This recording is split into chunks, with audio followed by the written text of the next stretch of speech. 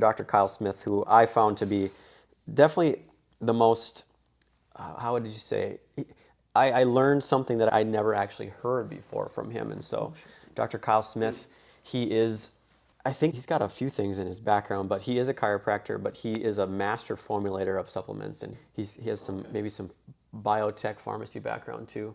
But he created the world's most popular brain supplement by volume. Now, it was used in all these formulas, but he created that. And he was actually one of the only people who helped the push for the FDA to approve a supplement for use in humans, and it was phosphatidylserine. Oh, sure. Okay. He was one of the ones that pushed so hard because he knew it was essential for elderly people to take it. Wow. Yeah. So very cool background that way. But what he spoke on was the tie between hyperinsulinemia or high insulin levels and direct ties to poor sleep quality. And what he found was when you have high insulin in your body, it is studied and directly correlated to how poorly you sleep and how that affects your health long term. And he showed study after study of hyperinsulinemia causing more pain in individuals. So it lowers our pain threshold, which directly affects sleep. When we have more pain, we don't sleep. He said that it can cause obesity, obviously. Which makes sense. But it can also change the way we have a sleep-wake cycle and the way that we have deep sleep and REM sleep when we have hyperinsulinemia. Like less time in the deep REM? Yes. Wow. Interesting. Yes.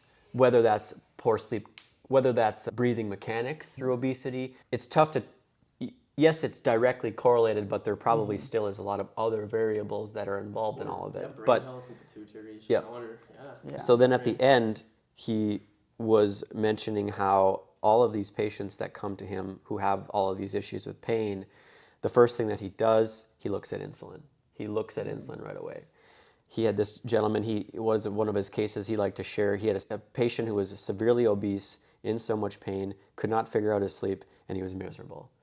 And his blood levels, he was looking through, and they weren't as bad as you'd expected. He did an insulin level. Insulin serum level should be around, I believe it's 5 to 8 universal micromilliliters per, I think it's deciliter or something like that. 5 to 8. This gentleman's was 41. It was incredibly high. Now, he started to hack this gentleman's insulin. They started to do a bunch of different things. And when he dropped 60 pounds and his insulin started getting back down into regular range, he noticed that his pain was gone. By the way, he didn't treat him with anything else. Wow. Just diet and supplements. His pain was gone, and he found that his REM sleep increased by 75% in 60 days. 75%. And he didn't have him do like a cold bed, like he didn't have him do breathing, it was just diet and exercise and supplements. Shoot. Wow, yeah. So what are like key takeaways from that you would want to introduce to your patients? I know you said prior to you already started looking at less before bed or I would say strategies. Sleep tracker is going to be super helpful to make sure you are sleeping. And he called it was bidirectional. So poor sleep, high insulin, you're going to have poor sleep. They'll always affect each other.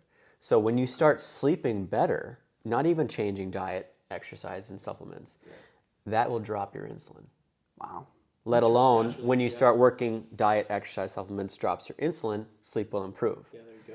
Wow. Work on both at the same time, you're going to advance. Wow.